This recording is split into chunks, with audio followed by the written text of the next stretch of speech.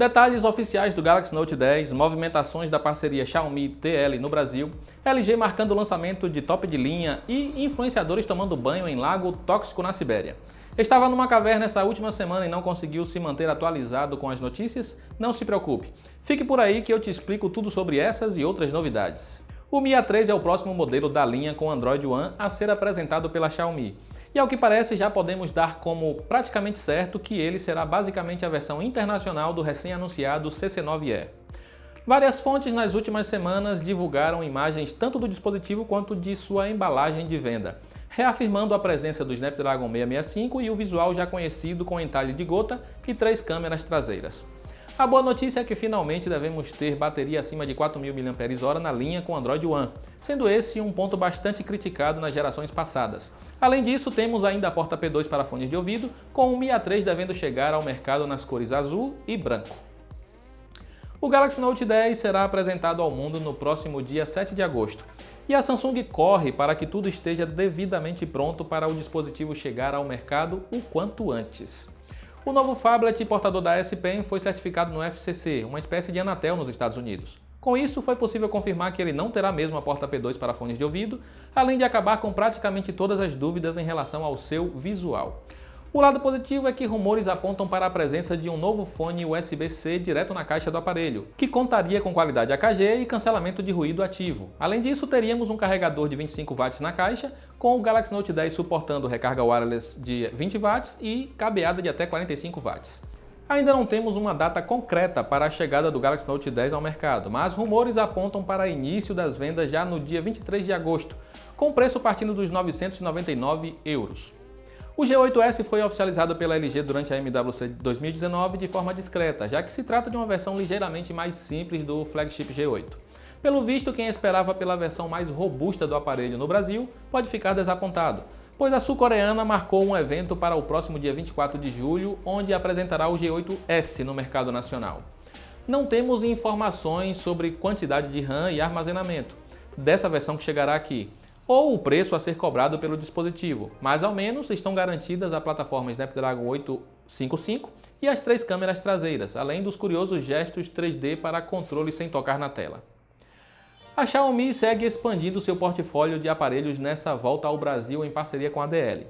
Depois de lançar vários modelos no início de junho, a empresa apresentou agora o Mi 9 SE em solo nacional, que já pode ser encontrado na loja física em São Paulo pelo preço sugerido de R$ 3.700, apenas na versão de 128 GB. Além do intermediário que herda a fama do atual top de linha da marca, a Xiaomi já planeja mais 2 lançamentos no Brasil, pois Mi 9T e Mi A3 já estão em processo de homologação na Anatel. Isso indica que nosso país será um dos primeiros do mundo a contar com o novo modelo da linha Android One, mas ainda não foi liberado nenhum detalhe sobre qual versão chegará por aqui, quando isso acontecerá e quanto custará aos interessados. A Nintendo surpreendeu muita gente essa semana ao apresentar do mais absoluto nada o Switch Lite, uma versão mais simples e menos Switch do seu console portátil.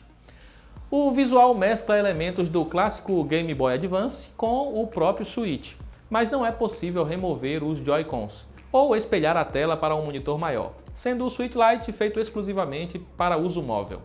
Como era de se esperar, temos um preço mais baixo no modelo modesto, que custa $200 em seu lançamento, contra 300 da versão completa.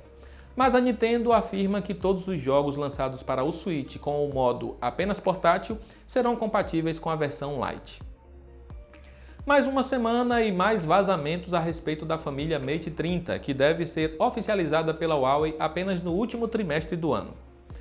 Dessa vez, tivemos algumas imagens que indicam um painel ainda mais curvo para a tela do Mate 30 Pro do que o usado na geração de 2018, o que pode desagradar quem não é muito fã desse tipo de vidro.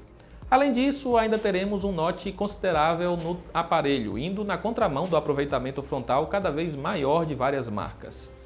Tivemos também um rumor de que o Mate 30 Pro pode ter corpo feito em peça única de vidro e sem botões laterais, o que justificaria a curvatura acentuada na tela. Caso confirmado, será interessante ver até que ponto isso é uma vantagem no dia a dia.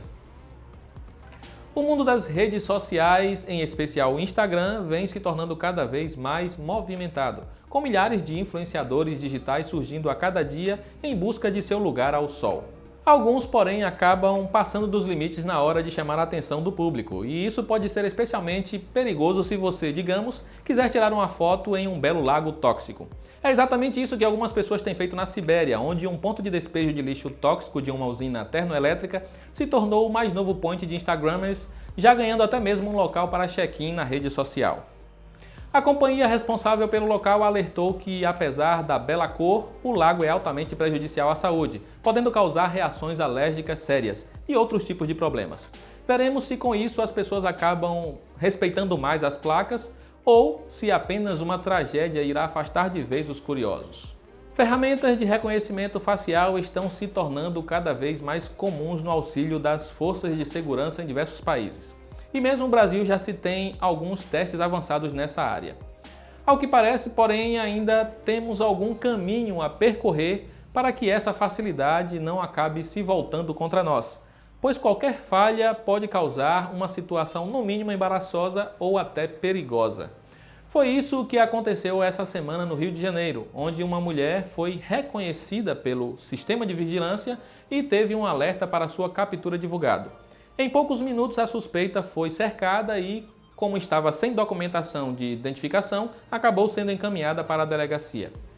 O problema é que o reconhecimento errou e a mulher não era a mesma que estava sendo procurada por espancar um homem até a morte, sendo liberada após algum tempo.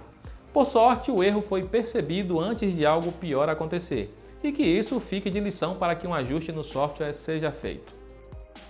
E essas foram as principais notícias dessa semana no Plantão Tudo Celular. Comenta aí abaixo o que você achou, qual te chocou mais ou qual te chamou mais a atenção.